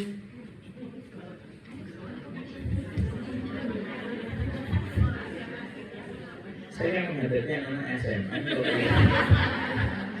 Sudah lah, kita berdamai dengan hidup kita sudah di dalam SMA. Ya. Assalamualaikum warahmatullahi wabarakatuh. Assalamualaikum. Saya mau bertanya Ustaz. Saya menjawab itu. Kalau suami saya sudah meninggal, lalu kita menikah lagi, nanti di surganya berkumpul dengan siapa Ustaz? Ya. Ya. Pertanyaannya bagus sekali Ustaz, silahkan dijawab. Saya tidak tahu kriteria bagusnya itu apa. Jadi begini Ibu, para ulama memberitahukan kepada kita tentang 3 pendapat ketika seorang istri ditinggalkan suaminya dan dia menikah kembali. Kalau ternyata dua-duanya atau tiga-tiganya suami yang pernah dinikahi olehnya semuanya masuk surga, Masya Allah, itu berarti perempuan yang luar biasa. Suaminya tiga-tiganya penghuni surga. Maka ada 3 pendapat. Yang pertama, dia akan menikah nanti di surga dengan laki-laki yang dipilihkan oleh Allah, dan pilihan Allah tidak pernah salah. Yang kedua, nanti dia akan menikah kembali dengan laki-laki yang paling baik akhlaknya, dan dia yang paling tahu yang paling baik akhlaknya. Orang kalau sudah nikah sekali, nikah kedua, nikah ketiga kan bisa tahu kan, ini yang paling baik.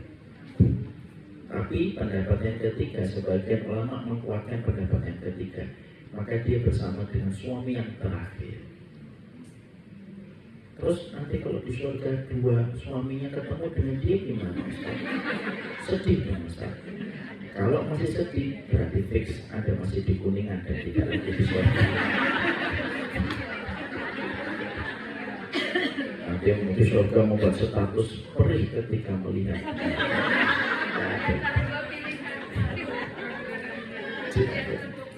Tidak ada itu Ibu. Pendapat yang paling kuat sebagian para ulama menguatkan pendapat yang ketiga. Itulah yang menjadikan Ummu Darda ketika suaminya Abu Darda meninggal dunia, maka Muawiyah melawannya. Dan ketika melamarnya ditolak sama Ummu Darda. Ketika ditolak, Muawiyah mengatakan, apa yang kurang dari diriku sampai kau menolakku? Boleh laki-laki pede itu boleh. Maka pada saat itu Ummu Darda mengatakan, aku tidak mengaibkan yang ada pada dirimu, tapi aku tidak ingin berpisah dengan suamiku Abu Darda kelak di surga. Nah itu boleh. Tapi kalau ada seorang wanita dia menikah lagi karena menjaga dirinya dari fitnah, menjaga dirinya dari zina, itu pun pilihan yang baik. Dan nanti suaminya pun nggak boleh dendam. Oh begitu ya ternyata itu ya. Dan ada suaminya kayak gitu nanti di surga, karena semuanya permusuhan sudah dihilangkan oleh Allah Subhanahu wa Ta'ala. Makanya Bu, kita tidak boleh berpesan gitu. Boleh memberi harapan, tapi berpesan dengan wasiat yang memastikan untuk ditaati tidak boleh. Saya kadang berpesan sama istri saya, nanti kalau saya meninggal, tidak usah nikah lagi ya, supaya ketemu lagi di akhirat. Ya Bi, beneran. Tapi berwasiat untuk ditaati tidak bisa. Pak, nanti kalau aku meninggal, sudah ya Pak, jangan nikah lagi. Iya, kalau nikah lagi aku hantuin kamu. Jadi hantu aja pelayanan. Maka sesungguhnya semuanya telah diatur dalam pengaturan yang terbaik. Allah bisa. Terima kasih Ustaz. Assalamualaikum warahmatullahi wabarakatuh. Saya ingin menanyakan, minta dispil Ustaz untuk amalan-amalan yang dicintai Allah, disukai Allah, sama difavoritkan Allah. Apakah ini berkaitan dengan nilai pahala Ustaz? Kan kita pernah pelajari bahwa kalau kita melakukan sesuatu nilai pahalanya ada yang 10 kali lipat, 70 kali lipat. Apakah berkaitan dengan seperti itu? Atau ada amalan-amalan lain yang harus kita persiapkan sebenarnya gitu. Dan satu lagi Ustaz, kalau mengenai kematian ini, maaf ya Ustaz, agak nyeleneh sedikit karena kan suka jadi bercandaan gitu. Jadi tadi Ustaz waktu Ustaz mengatakan bahwa membenci kematian itu adalah haram, bagaimana kalau ini jadi bahan bercandaan? Terima kasih. Sama-sama itu. Pertama saya jawab, saya tidak tahu konteksnya bercandanya kayak apa. Saya harus tahu dulu. Tapi kalau bercandaan supaya kita tidak terlalu takut kepada kematian, itu masih hal yang wajar. Itu masih hal yang wajar. Supaya kita tidak membenci kematian, karena memang dunia ini kan permainan, Bu. Makanya sesungguhnya orang yang telah meninggal dunia telah keluar dari permainannya. Makanya konteks bercandanya itu kayak apa? Coba. Maaf Ustaz, misalnya, aduh daripada hidup susah mendingan mati aja begitu. Maaf ya Ustaz. Ya. Maka sesungguhnya kalau dia mengucapkan itu karena dia tidak yakin kepada pertolongan Allah, haram. Seperti mengatakan yang sama, semisal dengan ibu, dia mengatakan lebih baik mati aja daripada melihat dia terus melewatiku. Itu juga tidak boleh. Itu sudah disampaikan oleh para ulama. Itu tidak boleh.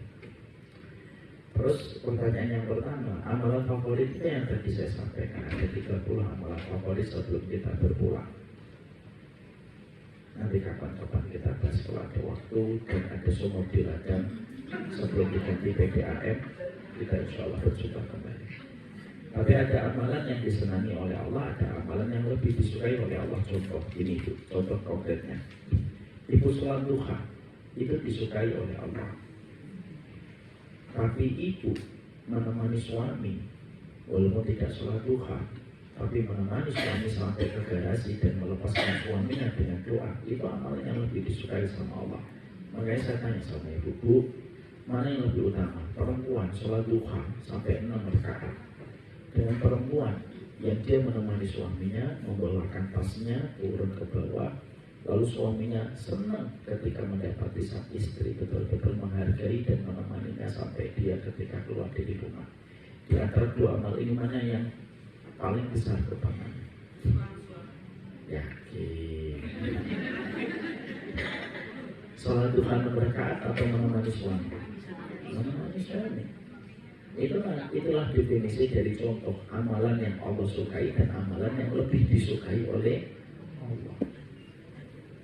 Itulah yang menjadikan kita akhirnya harus paham dan mengerti, supaya tadi kita tahu kapan menempatkan diri kita. Contoh, ketika kita taklim itu pahalanya besar atau tidak besar? Besar sekali.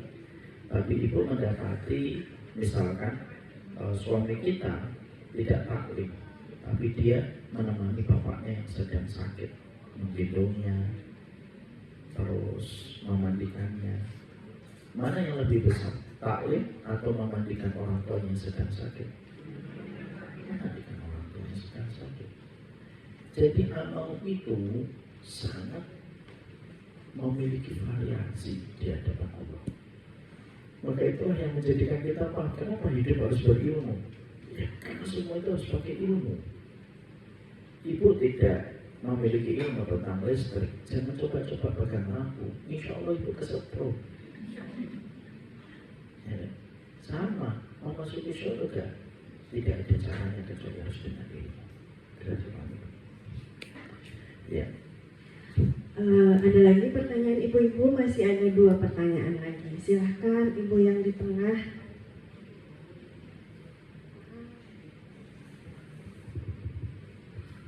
Assalamualaikum Ustaz. Salam Ibu. Saya kebetulan punya anak special need usia udah 23 tahun. Masya Allah. Semoga Ibu semoga nanti mendapatkan taukat darinya untuk memasuki surga. Karena anak-anak special need itu cuma 2 Bu. Hari ini kita jadi taukat baginya dan akan datang satu hari dia menjadi taukat kita menuju surga. Saya kan nanti kalau misalnya anak saya meninggal itu bisa masuk surga. Bisa. Anak-anak yang dilahirkan dalam kondisi spesial need nanti ketika dihisab dia tidak ditanya sholat, puasa, sedekah. Karena sesungguhnya hisab tentang ibadah hanya dikenakan kepada mereka yang sempurna agamanya. Anak-anak spesial need itu nanti ketika mereka di akhirat dan pada waktu dihisab nanti cuma ditanya, "Ata'rifuni?"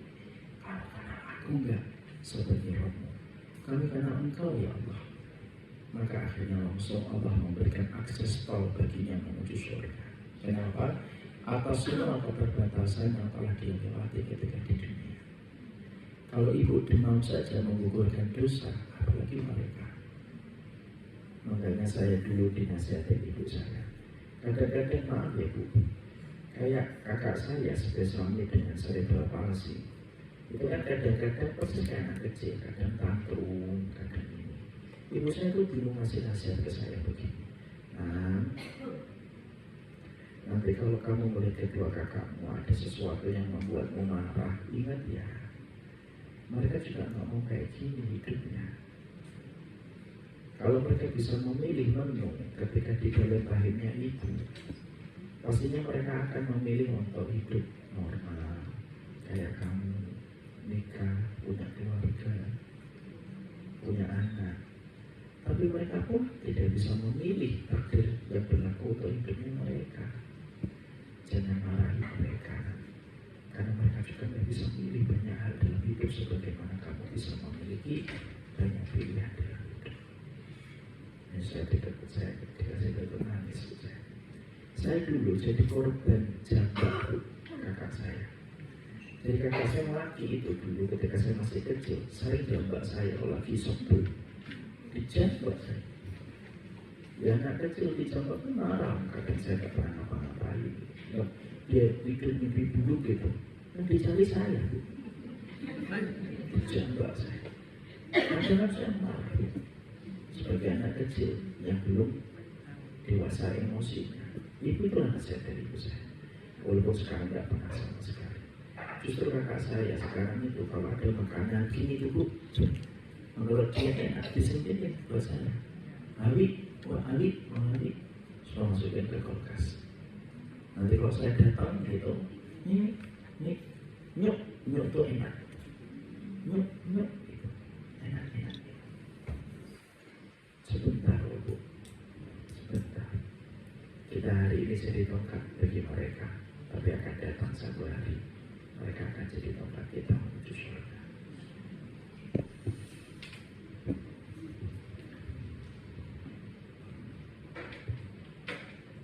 Masya Allah, luar biasa. Orang-orang yang diberi cobaan yang luar biasa, pahalanya juga luar biasa ya Ustaz? Iya, insya Allah. Allah tidak pernah salah memilih bunda. Masih ada pertanyaan, ini yang terakhir kali. Mungkin boleh ditawar 5, saya yang terakhir. Saya sudah terlalu baik dengan 4. Boleh Bu 5, tidak apa-apa. Silahkan. Assalamualaikum. Jadi terkait ibu tadi, maaf ya Ustaz, jadi agak sedih-sedih gini. Tidak apa-apa Ibu, ini itu harus membuat kita sedih supaya kita merefleksi apa yang terjadi pada hidup kita. Kalau ibu tadi kan anaknya berkebutuhan khusus dari kecil. Kalau anak saya ini baru 1 tahun sekolah ini, jadi dia usia 16, sama hipoksia, jadi sekarang tuh bed rest gitu. Sekarang usianya 17. Nah, bagaimana dengan amalannya dia dari yang sebelum dia sakit gitu? Saya sebagai orang tua itu biar supaya dia masuk surga itu gimana? Ya. Terima kasih. Ibu harus ingat sebuah hadis yang sangat indah. Nanti manusia pada waktu di pengadilan akhirat akan dibagi menjadi 2 kelompok. Yang pertama ahlul afiyah, orang-orang yang jarang sakit, jarang menderita, hidupnya lapang, jarang mendapatkan kesulitan. Itu namanya ahlul afiyah. Ada yang kedua ahlul musibah. Ahlul musibah itu orang-orang yang hidupnya dalam kondisi mau penyakit, masih muda, jantungnya bocor, dan sederet penderitaan yang dia bawa karena bagian dari takdirnya Allah. Itu namanya ahlul musibah. Maka ketika semuanya sudah kumpul di pengadilan akhirat, Allah berfirman kepada malaikat, "Oh subuh ahlul musibah." Malaikat audit itu ahlul musibah dulu karena tingkat penderitaan yang telah mereka lewati dulu ketika di dunia. Malaikat mengaudit semua ahlul musibah yang jantungnya bocor, yang ketika tiba-tiba sakit, sudah hidup saya tiba-tiba menderita, sudah taat tapi tiba-tiba mendapatkan musibah.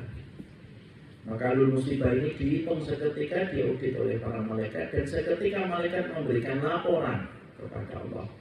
Lam yabqa minad dunya illa qalilan, lam yabqa minad dhunubi illa qalila. Tidak tersisa dosa mereka kecuali sedikit ya Allah. Maka seketika Allah lalu berkata kepada malaikat, "Oh tuhum salasan." Kasih mereka 3 ya wahai malaikat, khairan, afiyah, dan manzilah. Kasih mereka 3 wahai malaikat. Pertama kasih mereka itu surga, atas membalas penderitaan yang mereka lewati ketika hidup di dunia. Yang kedua, kasih mereka afiat, kasih mereka kekuatan. Karena dulunya mereka tidak bisa memiliki kekuatan sebagaimana manusia-manusia yang lainnya beraktivitas ketika mereka bebas di atas tempat-tempat istirahatnya. Dan yang ketiga, kasih mereka manzilah, kasih mereka kedudukan yang tinggi. Pavilion itu di surga.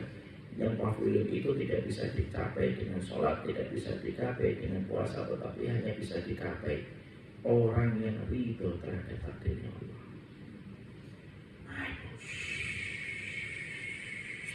Mereka di tempat yang disebut manzilah itu. Ketika setinggi itu para ahlul musibah ditinggikan oleh Allah derajat mereka di surga.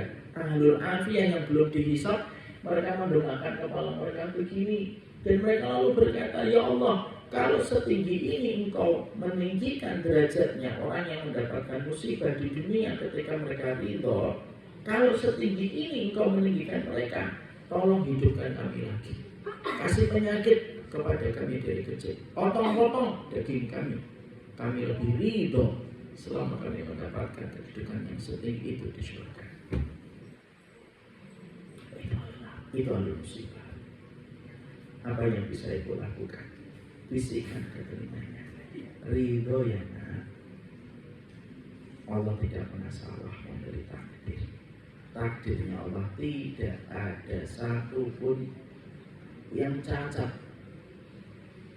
pada kehidupan manusia. Ridho kepada takdir adalah syarat mendapatkan kedudukan yang tinggi di surga. Masya Allah. Berarti tanpa kita sadari poin 1, 2, 3 udah dilakukan ya Ustaz ya. Amalan yang paling disukai ya. Ridho, takdir, dan juga sabar. Data saya kasihkan untuk foto bersama aja Ustaz. Kebetulan udah kan. Mungkin ditutup dengan doa. Mari kita tutup. Bismillahirrahmanirrahim. Allahumma inna nas'aluka bi annaka antallah al-ahadus samad alladzi lam yalid wa lam yulad wa lam yakul lahu kufuwan ahad. Allahumma inna nas'aluka hubbaka wa hubba man yuhibbuka wa hubba amalin yuqarribu ila hubbika. Ya Allah ya Rahman, yang kasih sayangnya tidak pernah pilih kasih terhadap deretan hambanya dan makhluknya. Berikanlah kepada kami rahmat-Mu ya Allah. Anugerahkanlah kepada kami barokah-Mu yang menjadikan kami mendapatkan rahmat-Mu dan memantaskan kami ke dalam surga-Mu. Jadikan suami kami, istri kami, anak kami, rumah kami, mobil kami, menantu kami, mertua kami, besan-besan kami, ya Allah, semuanya berkah, menjadikan kehidupan kami mendapatkan rahmat-Mu dan memantaskan kami kelak pada kehidupan indahnya surga-Mu. Jadikan hati kami ridho ya Allah atas semua ketetapan takdir yang Kau berikan di dalam kehidupan kami. Tidak ada satupun takdir yang cacat dan tidak ada satupun lintasan takdir yang salah. Lapangkan hati kami ya Allah, supaya di sisa kehidupan kami tidak ada yang kami miliki pada hati dan jiwa kami kecuali penuh dengan keridhaan terhadap setiap takdir yang telah Kau berikan di dalam perjalanan hidup kami ya Allah. Kami ridho atas semua rasa sakit yang pernah kami jumpai. Kami ridho atas pengkhianatan yang pernah kami rasakan. Kami ridho dengan segala kekecewaan demi kekecewaan yang pernah kami jumpai dalam perjalanan kehidupan kami ya Allah. Jadikan kami ridho ya Allah, dan janganlah Engkau memulangkan kami sebelum Engkau memberikan pertolongan kepada hati kami untuk ridho dalam setiap takdir yang telah Engkau anugerahkan di dalam kehidupan kami. Ya Allah ya Rahman, jadikanlah suami kami dan istri kami sahabat untuk kami di sisa kehidupan kami. Ketika Engkau telah menjadikan suami dan istri adalah sahabat untuk kami, maka sesungguhnya kami tidak akan melirik yang haram. Kami tidak akan perlu mencicipi dan menikmati yang haram ketika Engkau telah berikan persahabatan di dalam kehidupan keluarga kami. Mendapatkan suami dan istri adalah takdir, tapi mendapatkan pasangan suami istri cita rasa sahabat adalah karunia dan anugerah. Berikanlah kepada kami karunia dan anugerah dalam sisa kehidupan kami bersama pasangan kami tercinta. Lindungi anak kami ya Allah. Sesungguhnya anak kami adalah menjadi tongkat kami kelak. Anak kami akan menjadi penyambung amal soleh kami. Anak-anak kami yang akan menjadi setia mendoakan kami, dan anak-anak kami ya Allah yang akan memberi syafaat dalam kehidupan kami. Sucikan hati mereka, ampuni dosa mereka, jagalah kemaluan mereka dari semua perkara yang kau murkai dan kau benci. Rahmatilah kami ya Allah, semoga kami menjadi keluarga yang bertemu di dunia, bersama dalam kehidupan di alam barzakh, dan semoga kita menjadi keluarga yang reuni akbar pada kehidupan kelak kami di surga. Rahmatilah kami ya Allah, kami adalah pendosa yang tidak pernah kehilangan keyakinan kepada rahmat-Mu. Jangan tinggalkan kami dalam rahmat-Mu walaupun sekejap mata. Rabbana atina fid dunya hasanah wa fil akhirati hasanah wa qina adzabannar. Wa sallallahu ala nabiyyina Muhammad walhamdulillahi rabbil alamin.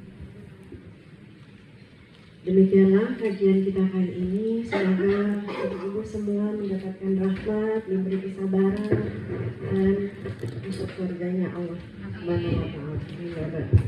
Silakan Ustadz, kita nggak usah di sini, ibu mungkin duduk aja, Ustadznya menghadap ke sini ya, jadi nggak repot.